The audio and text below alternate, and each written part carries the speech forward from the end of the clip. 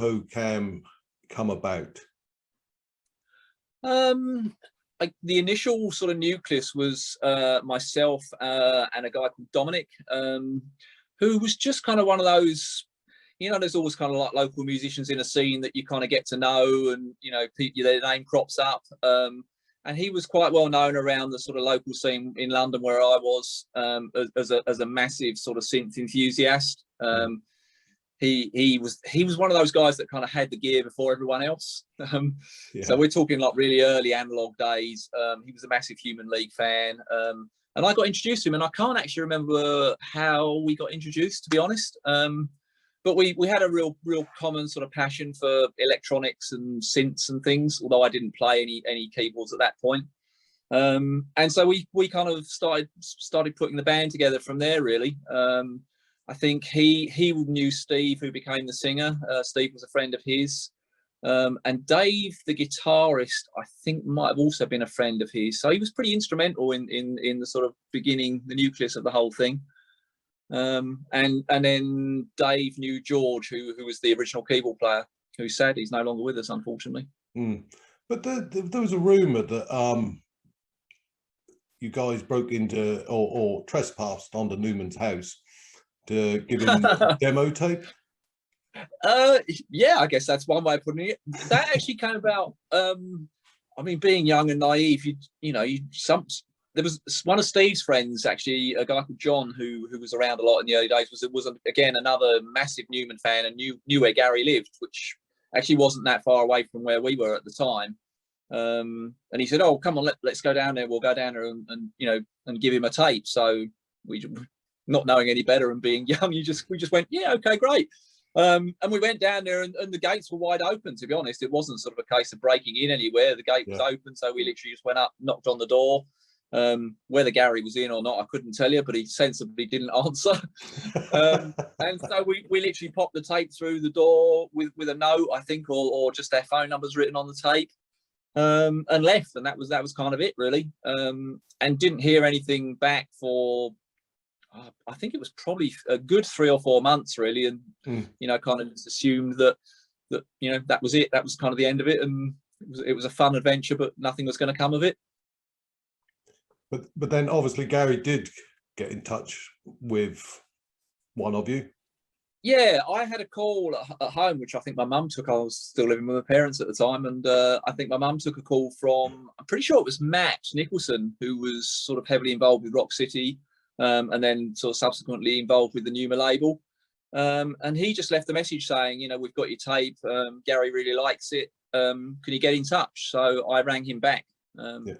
Pretty excited, obviously. And I rang him back to sort of see what was happening. And he explained that Gary had come to the end of his contract with Beggars and was setting up his own label, and was interested in sort of working with some new artists, which was obviously incredibly exciting, especially having been a sort of a massive fan of Gary's. So what sort of, was that about 83, 82, something like that? Yeah, that must have been 83. Probably, yeah, it would have been 83, I think. Because you did support Gary on the Berserker tour, didn't you? Yes, yeah, that was kind of once we'd sort of met him. They invited us down to the studio basically, and just said, look, come down to the studio and have a chat. I guess they obviously wanted to sound us out and see what we were about. The kind of funny thing, or the slightly odd thing, was that the band had actually split up in the meantime, in the time that had passed between putting the tape through Gary's door. Right. Like a lot of those childhood bands, we'd all fallen out, and we'd split up. So it was a bit of a strange one. So I contacted, I think, Dave and George, I think, yeah. So me, Dave and George went down for the initial meeting because we were still sort of on good terms and still sort of looking to do something together musically. So we went down, and the first time we went down there, we ended up, I don't know which single it was. There was a single that had come in, and it may have even been the Paul. What was the first Numa single? Was it the Paul Gardner track? I think so. Yeah. I think, if I remember rightly, that had just been delivered to the offices, and we ended up sitting in the offices putting those into sleeves while we were waiting for Gary to show up. So then, I'm not 100% sure what your first single was. Was it King? That was a track called King. Yeah. which was on the actual original demo that we put through Gary's door. If I remember rightly, that demo was exactly what the first single turned out to be. I think it was King and American Way, which was the track that George had written. And I think those were the two. The King was definitely on the demo we put through his door. American Way, I'm not 100% sure on. But then, because you went on tour, how long was it between maybe signing to Numa and you actually going on the tour with Gary? So I think we'd released King in early '84, I think, if I remember rightly. Right. And then there was talk, obviously, of Gary, because Gary had obviously in the meantime had completed the Berserker album and was looking to tour that. And he'd also started working with Larry Lober, who was an American artist that he had on the label. Yeah. And he just came in one day and said, look, I think it was either Gary or Tony said to us, look, we're going on tour. I'm pretty sure it was Gary actually, and said, look, we're going to take you along as support, which was phenomenal. I mean, obviously, for a band that had, barely up. Well, we'd literally only recorded the one demo. I mean, that was right. It. We got signed on our first demo, which is kind of insane when you think about it. We certainly weren't ready musically or professionally, but obviously, you get given an opportunity like that, you jump at it because it's everything you've dreamt of. I mean, how did it actually feel on the first night going out to play in front of thousands of people? I suppose still back then. Probably 70% terrifying, 30% excitement. Yeah. I know certainly for me and Steve, that was our first gig. We'd never actually played a gig with a band before. So yeah, my first gig was literally in front of a full house at St David's Hall in Cardiff, which was just insane. Yeah. I mean, incredibly exciting, but again, I get, it's like when you're kind of young, you're trying to take that stuff in your stride. You don't really realise the enormity of what you're doing, or how important it could or couldn't be to your career. You just go along. You just go with the flow. And on the moving ahead slightly, on the last night, do you not all go dressed up as women on stage? Yeah, that was a funny one. That came about because the night before, because we did 2 nights at Hammersmith, and again, never having been on a professional tour or not, we had no idea of how those things worked. But apparently, and obviously I know subsequently, there's a tradition of pranking the support band on the last night or the night before. They didn't do it on the very last night because obviously Gary was recording that for the live album. So the night before, as we started our set, Gary's band came out. I don't know if Gary was there or not, but certainly the rest of the band were, and custard pied us while we were opening up the first song. So I'd literally started the drums to the opening track, and I got a big plate of foam spray in my face. So as a result of that, we realised that there's this kind of tradition of pranking bands, and I'm pretty sure we ran it by Tony because we knew they were obviously filming and recording, and they were fine. They were like, it's kind of tradition. So we borrowed the clothes because we had nothing with us. We weren't prepared for anything. We hadn't had anything in mind. So we borrowed a bunch of the girls' clothes from fans that we'd kind of got to know along the tour. And yeah, we just dressed up, and I seem to remember we came on pretending to sweep the stage as though we were the cleaners, kind of turning up to clean everything up. I think there was the Hoover floating around somewhere, and someone was hoovering, and that's why you hear Gary laugh in the version of Our Friends Electric that was on the live album. That was it kind of broke the ice, man, which was kind of funny. It was very nice to see. It was kind of a little human moment. I must admit, after hearing the album over the years, I often did wonder what he was laughing at. So that's cleared that up. But where did you recorded an album, but it never got released? Yeah, we spent about, after we came back from the tour, because during the tour, as some people may or may not be aware, George, the keyboard player, was asked to sort of step down. So I don't want to kind of say too much about it because obviously George isn't with us anymore, sadly. But yeah, that was him and Gary had a bit of a run-in, and it kind of resulted in him departing. So, and he was the main songwriter. So we came back from the tour, having had sort of King out, which hadn't done much. It kind of, obviously the Newman fans have been supportive of it, which was really nice of them. And we came back, we had no songs, no songwriter, and no keyboard player, Right. which was interesting. In the meantime, I think when we came back, Gary very kindly lent us a mini Moog and a Poly Moog that he had in storage, which again now is kind of mind blowing to think of, because it's probably the Poly Moog that's in the Cars video, or certainly one of the ones that he was writing on at the time, which was an amazing machine. But unfortunately, as Gary had already discovered, it only had one good sound on it, which was the one that Gary had used on everything.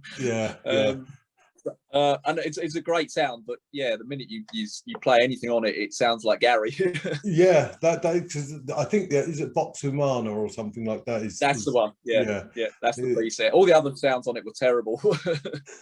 So how come the album never came out? I mean, I'm not 100% sure, to be honest. We spent about 7 months recording it. Obviously, because George had left and we had no songs, we had to go in and sort of start from scratch almost. So I started dabbling on keyboards, but I really wasn't a keyboard player per se. I mean, I was the drummer. So I'd started dabbling on keyboards and just writing some really sort of basic tunes. And we went in and demoed a few, obviously, because Gary and Tony wanted to know, whether there was any music left in us, obviously, from a songwriting point of view. And it took us a few attempts. There was a couple of demos we did, which they were kind of okay with, but weren't sort of blown away by. And then I think on about the third session we went in, I'd written Harlequin Tears, which became the next single. And me and Steve had I'd come up with the basic music on it, and then I think Steve and I had written the vocals and lyrics. And that was the one that kind of convinced Tony and Gary that it was worth pursuing and that they'd go ahead with an album and another single. So we released that single. That single did really well. Did quite well in America. Got released in Mexico and Spain and a few other countries. Italy did quite well in as well for some strange reason. And that momentum kind of obviously sort of pushed Numa as a label into asking us to sort of go ahead with the album. Why it came out, I think it was a number of things, to be honest. I think Gary was certainly having a hard time sort of career-wise at that point, which I think he would be the first to admit. We all know the story of the press and the lack of radio play. There was just no support for him there, which meant finances were tight. We'd had a manager get involved, which probably wasn't a great. It's a tricky one with managers. It's obviously quite good to have a buffer between an artist and a label, and that's exactly what a manager should be. But it very much depends on the manager being the right manager. And again, with us being as young and naive as we were, we certainly do wisely in that direction. And I think he ruffled quite a few feathers, to be honest, at Numa. I think it was easily done. Yeah, possibly. It was a tricky one with Numa, because I never had an issue with Gary at all. We got on. I didn't say that. Oh my good God! Look at that. Hello, mate. How are you? How you doing? I'm good. You? I'm very well. I didn't know you were joining us. Oh, yeah. I thought I might come in and make your day. Nice to see you, mate. With a glass of wine. Oh, now that's where I should have got. Skip, you could join us if you want some. How are you, Steve? All right. I'm good, mate. Yourself? Yeah, good. Thanks. How's Italy today? Bloody hot. No, I tell you, that makes a change. We've had some really, really cold weather just lately. I'll take my glasses off. Can you bring another bottle? Yeah, no, it's been really weird. We a couple of weeks ago it was like 24, 25 degrees, and then the last week it's sort of like dropped down. At night time it's going down to like 1 degree and whatever. But during the day, I mean, today it's probably, I don't know, 18, 19. But this is probably the last day for another 3 weeks, and we got pissing down with rain basically. So it's like being back in England. So what point did you join Hohokam then? I joined just after Steve De Beer left, actually. Mm-hmm. Yeah, there was there was an advert in the Melody Maker. The advert was a band with independent record label looking for a singer. I still don't know why I went, because I can't sing anyway. But it was good fun at the time. Really enjoyed it. No, it was good. We had I went for the audition with Tony and Dave, and I can't remember if Andy was there or not actually. But I just got back from France. I'd just been on holiday in France. I came back, had a really nice BMW at the time. The boot was full of beer. So after the audition, I said, well, listen, I got a little thing that might help you out making a decision. So I went to the boot and bought a case of beer in. And we, standard practice with English people. It worked. What was that, Andy?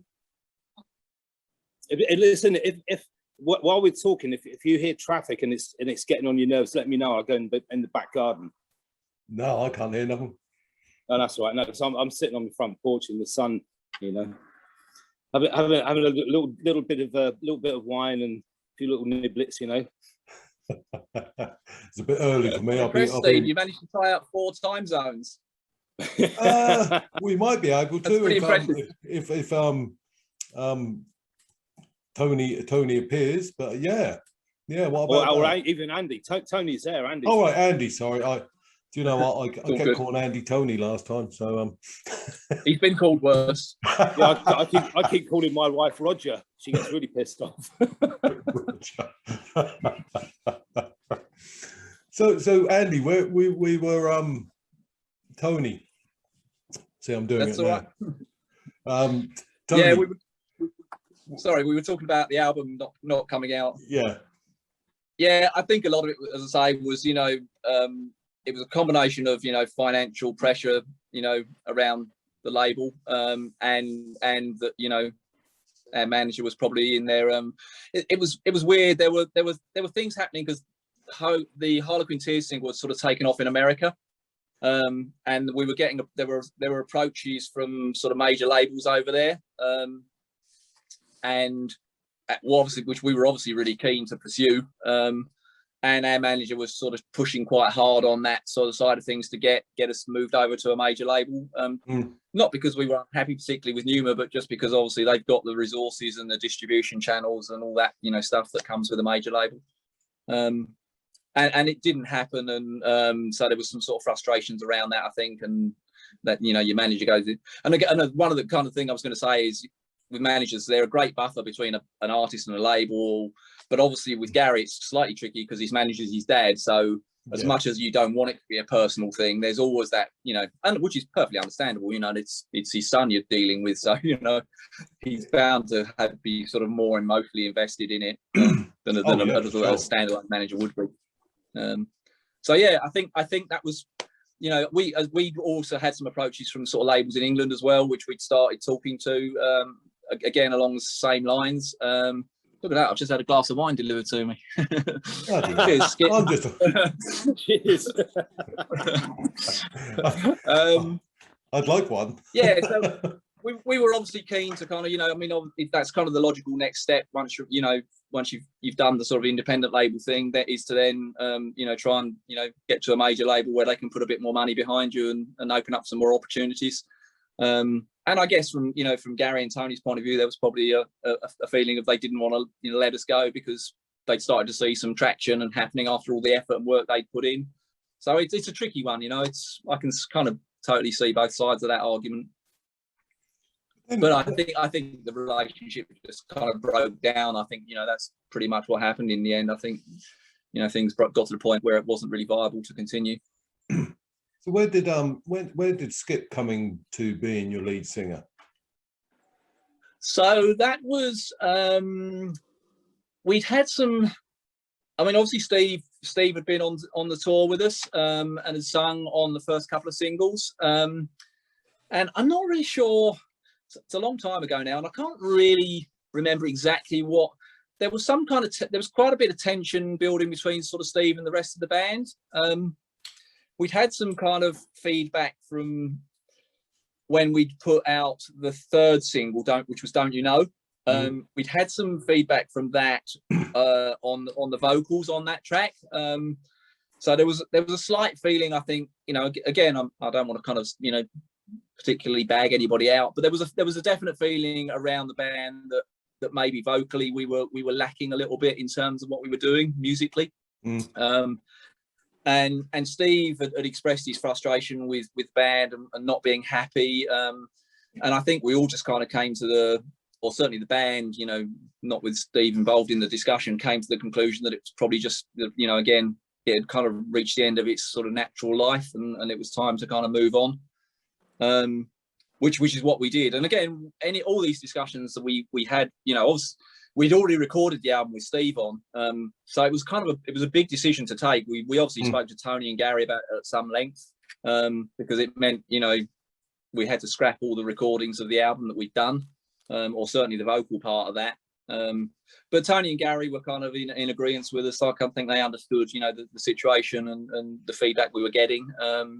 So we made the decision to sort of part ways with Steve, and that's when we put the advert in Melody Maker, which Skip answered with his carton of beer, which got him the job. Yeah, the other good thing as well, Tony, is the fact I didn't turn up with a cheese sandwich to do the vocals.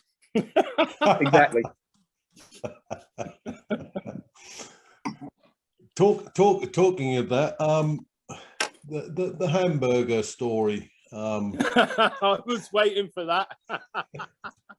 Yeah, that's the urban myth that's grown and grown, hasn't it? Hasn't it just? That's a strange one. Look, I think the only thing I can say about it is I know the rumour. I know where it originated from. It was from a disgruntled ex-member of the band. I don't quite know why that was decided to be put out there. I can't speak for the entire band. I didn't live with them 24/7, but it was certainly something that I wasn't involved in, and certainly wouldn't have been involved in. It's pretty gross, as you know. Yeah. Well, from what I heard, I actually learned two things about cheese when I joined Hohokam. Right. The first one is don't do lead vocals when you're eating a cheese sandwich. The second one is don't ever send Andy to get you a McDonald's with no cheese on it.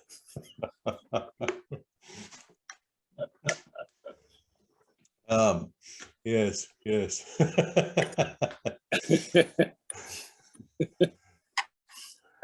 Oh God, what was I going to say? So, Tony. Yes.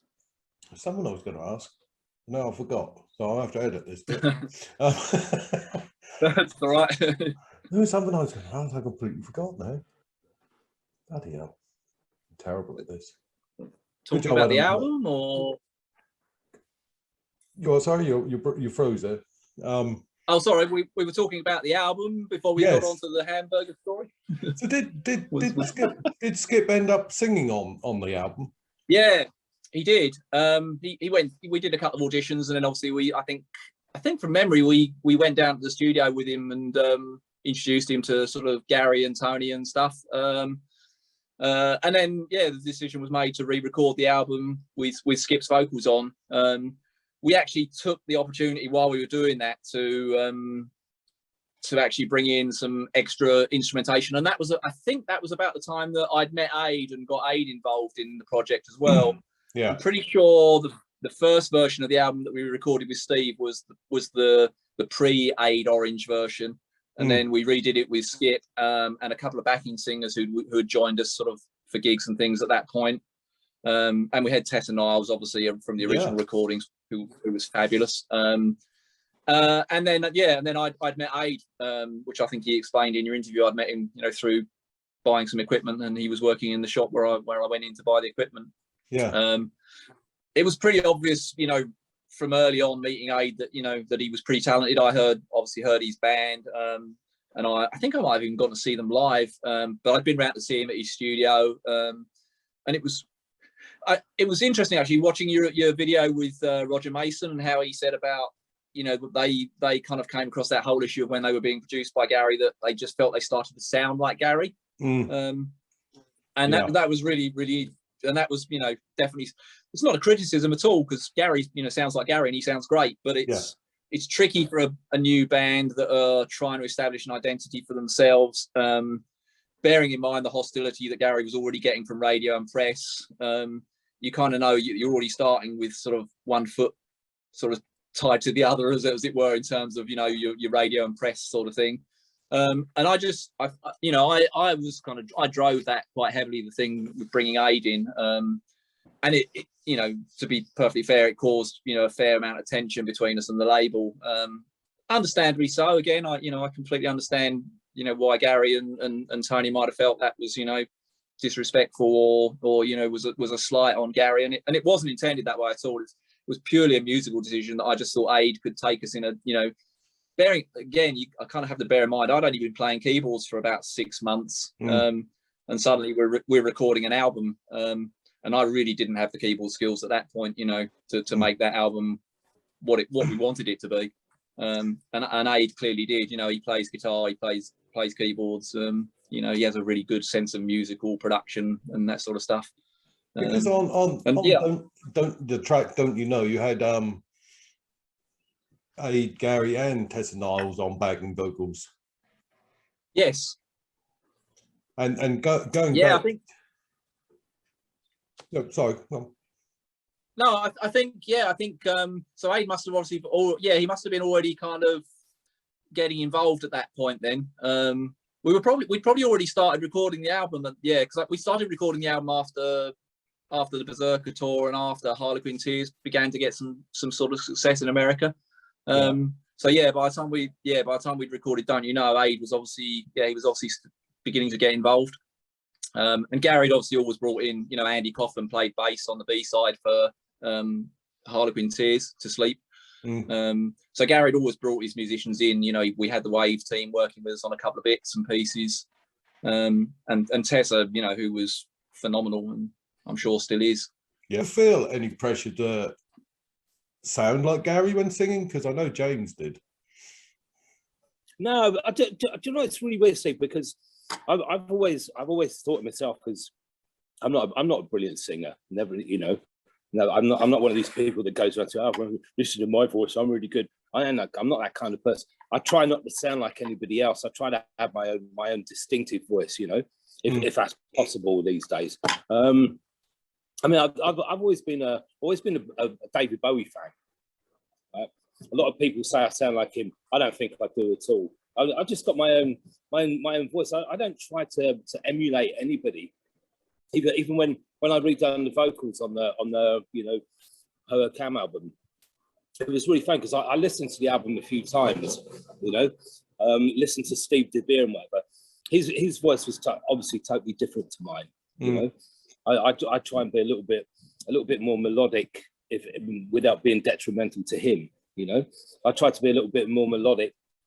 I think my voice was a lot softer and sweeter than his. Right. His was more. It was more sort of like Depeche Mode type.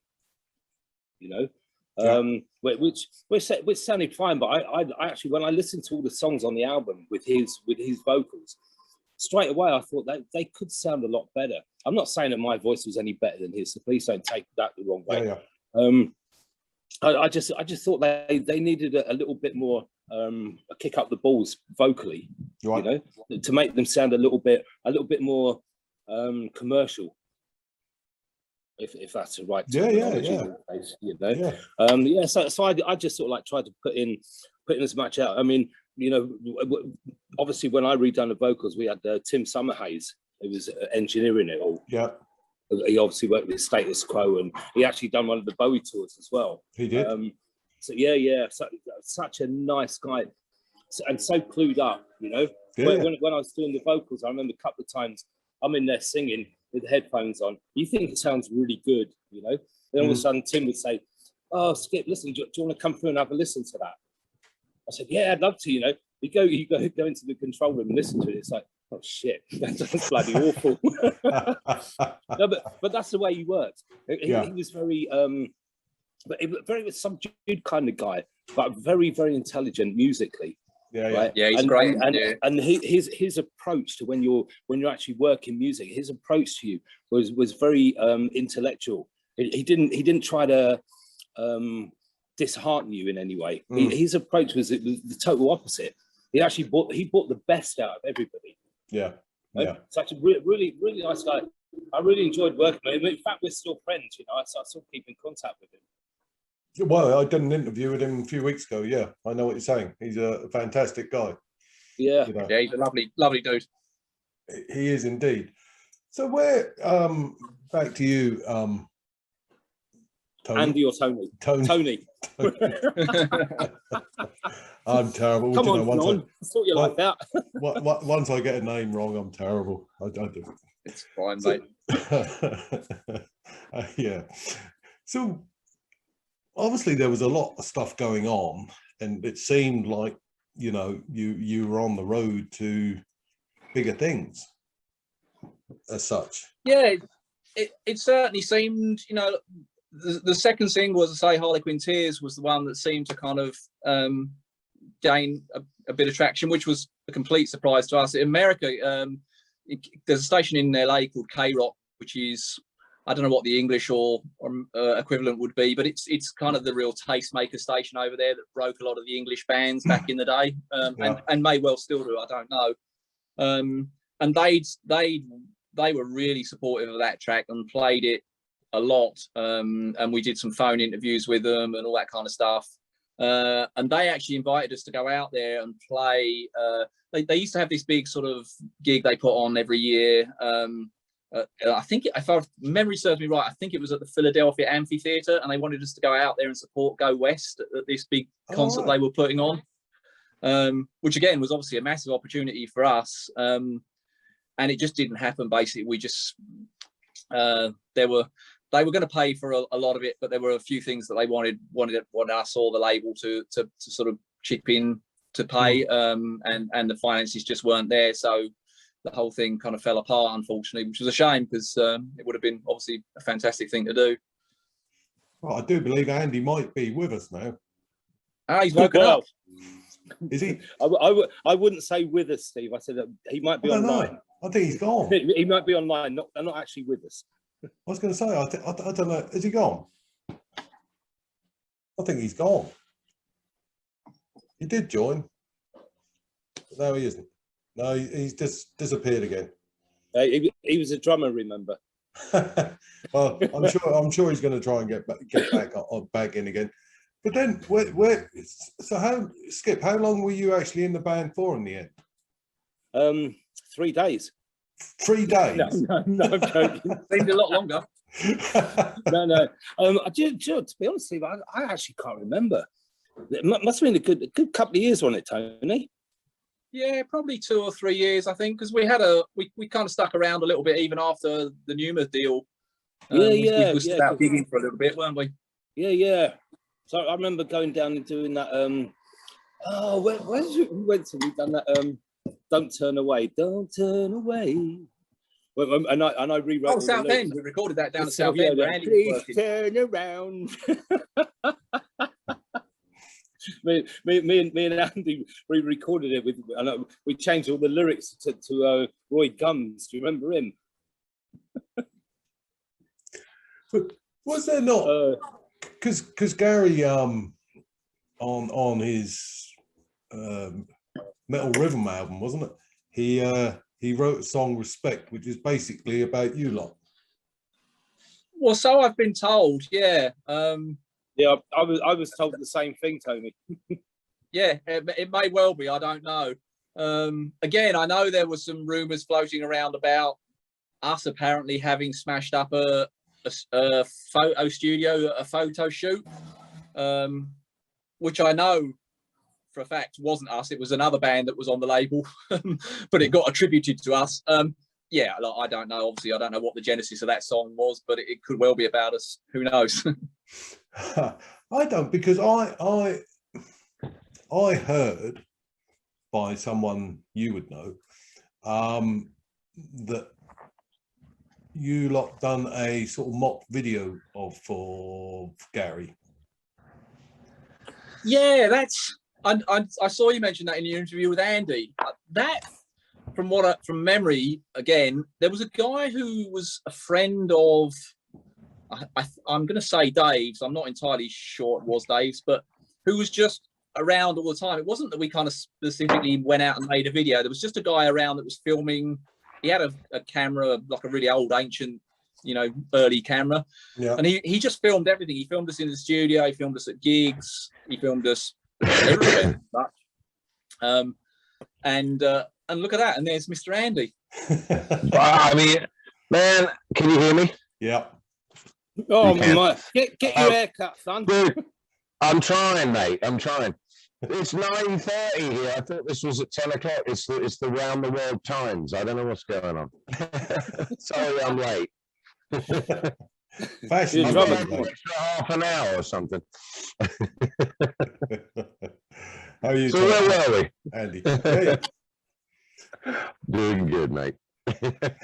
So who are these old fellas you're talking to? Well, I think you know them better than me. Well, you carry on. I'll join in. I don't really know. I keep getting confused where we were. We were talking about the video. Oh, the video. Yeah. Look, I don't remember exactly what was even on it, to be honest, Stephen. There might well have been some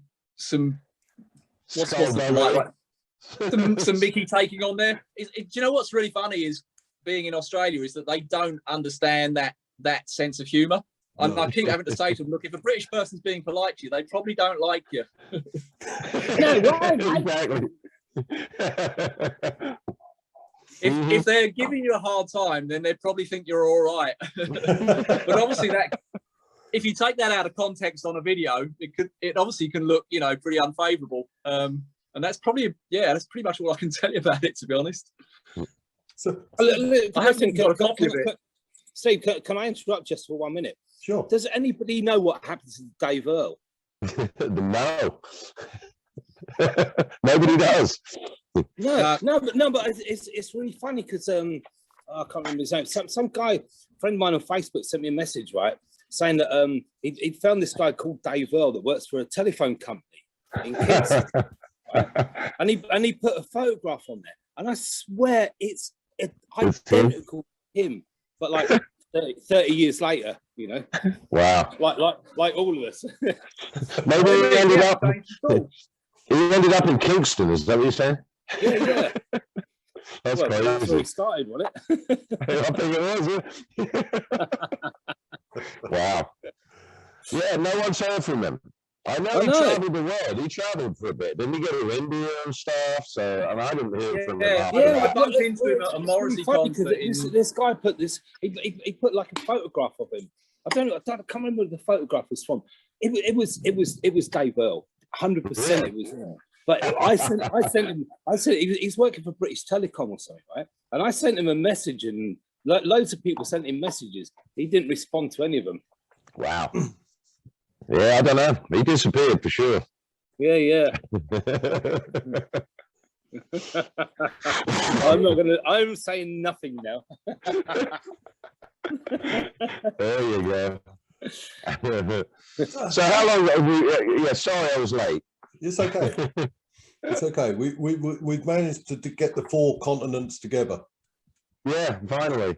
But it is an hour earlier than I thought. This is weird. So it's not even 10 o'clock yet here. So and Andy, mate, listen, you got the same problem as me, because I thought it was at 2 o'clock, right? I was at shopping. I rushed home. I rushed home and thinking, oh shit, I'm down 10 minutes later.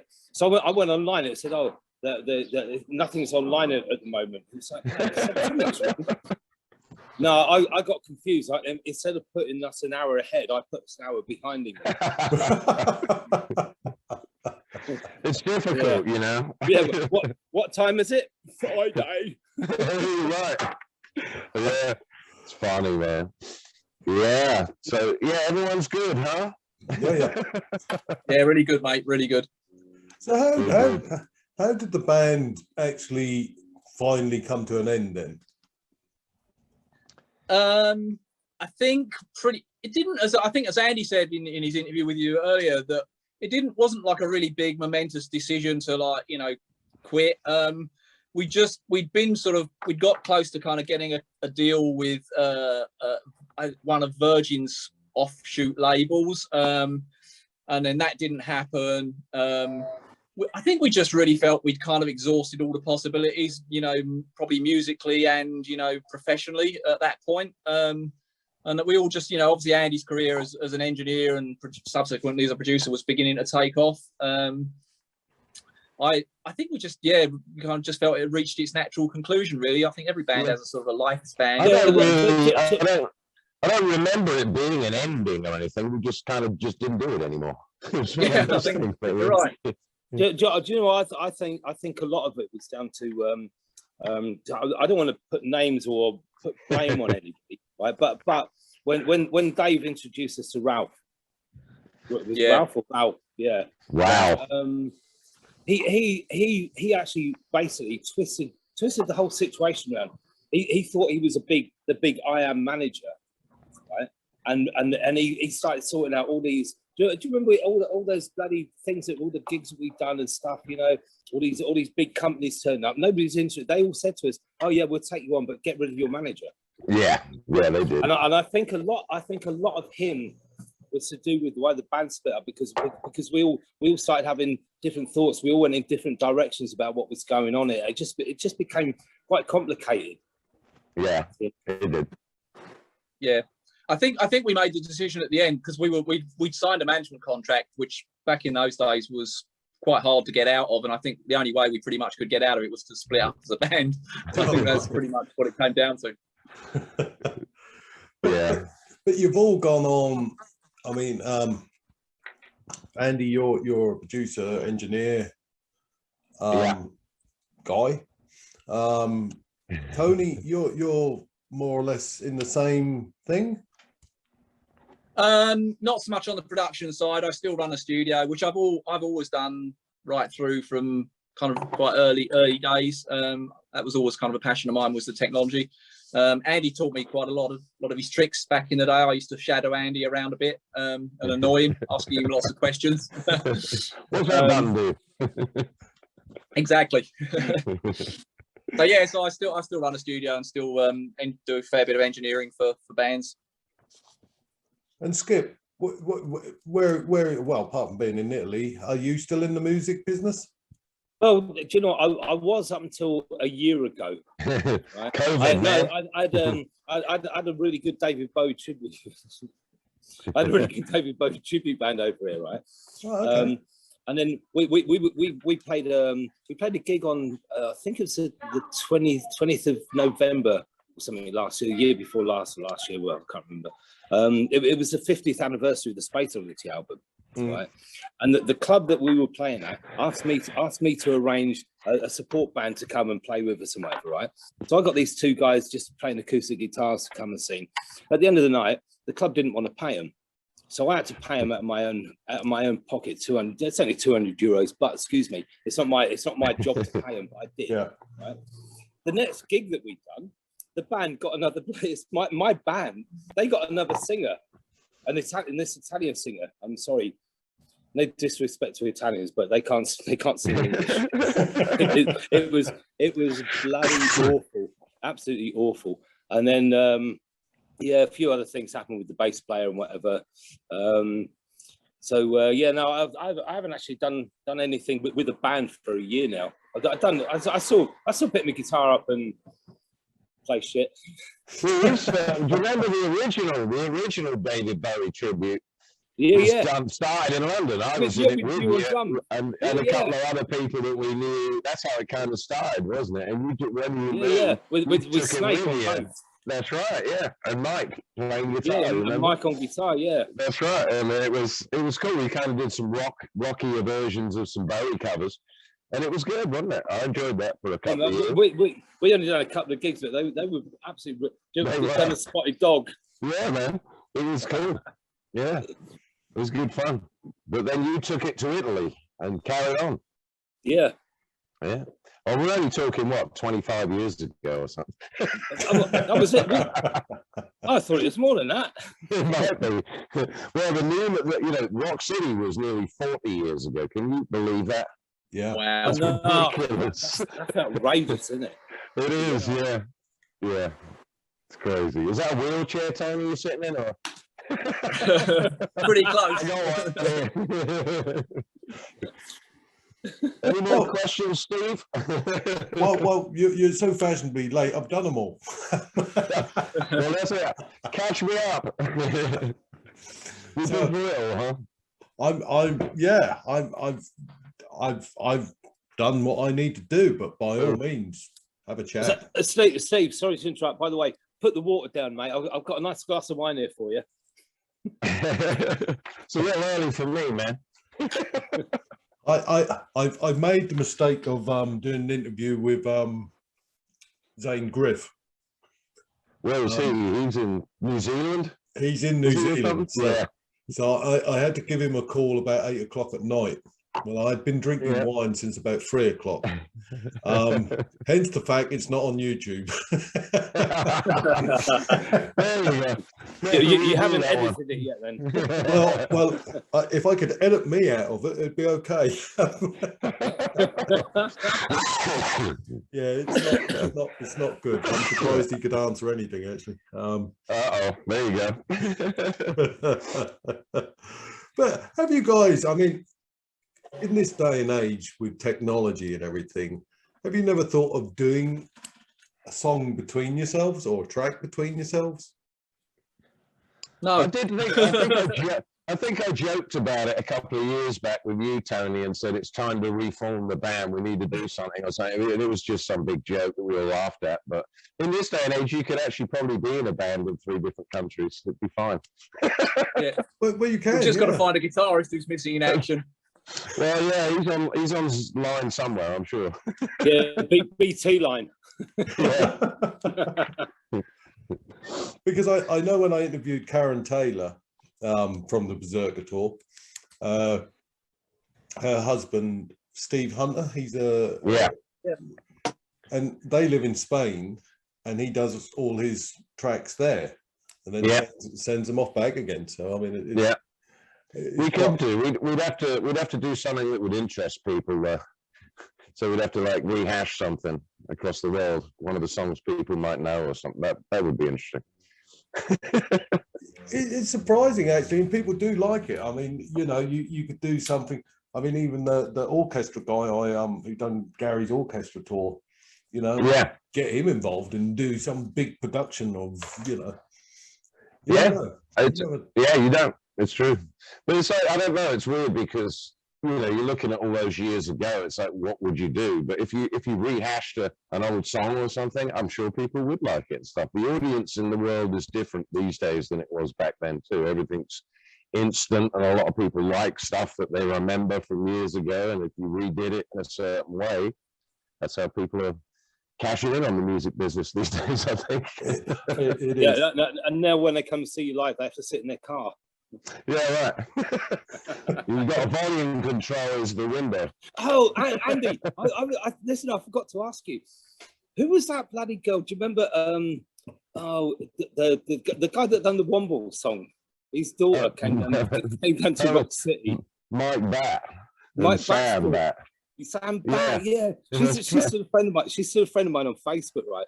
Because when I friended her, she said, "Oh, Skip," she said, "Do I know you?"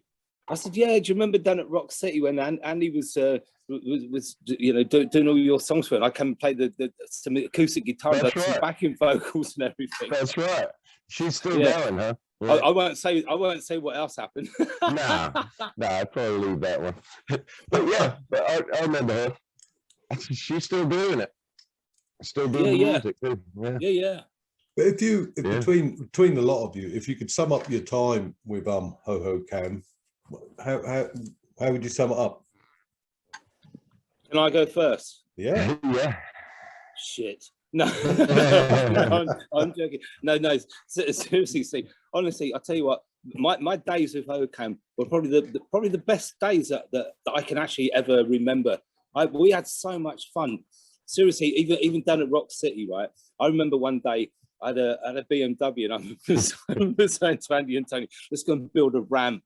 See if we can drive down to like the Dukes of Hazzard and try and take off the ramp," which I did, and smashed the car up basically with the suspension.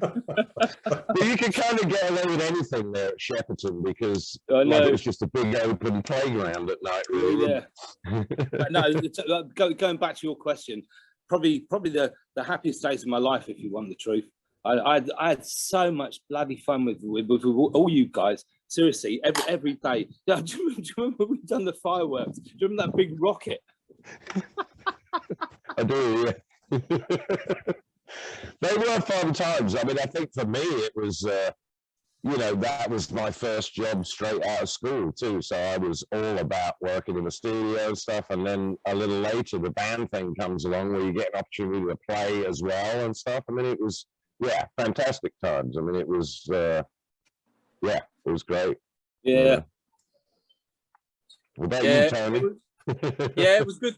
It was great times, I guess I wish we'd have been a bit more astute and maybe a bit more professionally aware. We were probably way too young to get signed and be touring and all that sort of stuff. But yeah, no regrets at all. It was phenomenal fun, and it's really nice to still be in touch with half the guys still. So it's good.